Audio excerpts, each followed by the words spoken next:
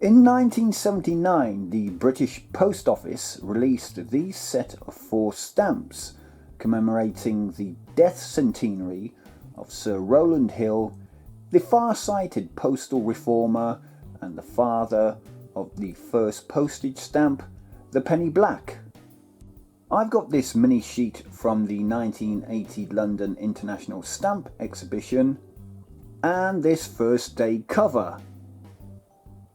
The stamps were issued on the 22nd of August 1979 and were designed by Eric Stemp, whose surname is only 1 letter away from spelling stamp, so I guess it was his destiny to be chosen to design these. And they were printed in photogravure by Harrison and Sons. Alright, let's take a closer look at them. We have the 10p value showing Rowland Hill, the 11p value showing the bellman, otherwise known as walking posting boxes, basically a bell ringing messenger that carried letters to the post office for a penny.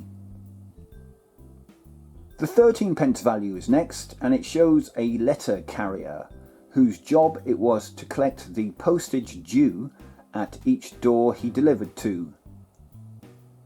And finally, the 15p value shows a lady and a young girl on their way to post their letters into the first country pillar box that had replaced the wandering bellman by 1857. And that, my friends, is a very quick and brief overview of these 4 lovely stamps. But it's not what I really want to focus on in this video. I'm really interested in this stamp, the 11.5p value featuring the bellman. Now I've got a few copies of this particular stamp, as you can see. So far, so good, right?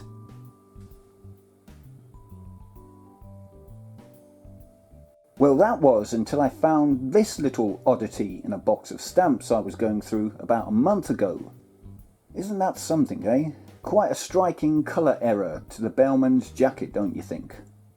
That's clearly orange, whilst all the others are red. And if you look at some of the people in the background, they are different colours too. Let me zoom in a little closer so you can take a better look. So needless to say, I immediately checked my Stanley Gibbons catalogue to see if this error was listed, which it wasn't. So it got me to thinking maybe this has slipped under the radar and was a new find, or maybe it wasn't. Maybe there are loads more out there, just like this one on the left. Well, I spent the next few weeks online trying to find another error like this one, and I drew a blank. Nothing. Looking at it, my best guess was that it happened due to possible under-inking. But if that was the case, then surely the jacket would be pink and not orange. But then again, I wasn't sure. So I decided to email 3 experts. A long-established stamp shop local to where I live, a well-known stamp auction house in the next county, and finally the granddaddy of them all, Stanley Gibbons. I asked if the error was a common one and if they had any extra information about it, and I wanted to know what might have caused the jacket to have this orange colour.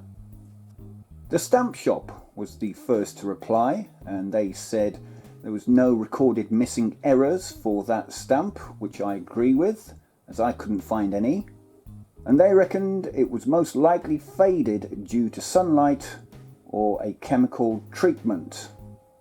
Now I don't believe it's due to sunlight, as I think all the colours would have faded, yet the blue still remains quite a strong colour.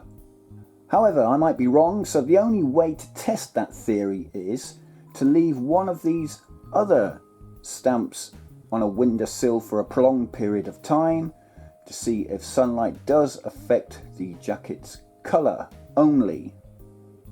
I can certainly see the red fading to a pink maybe, but not changing to orange.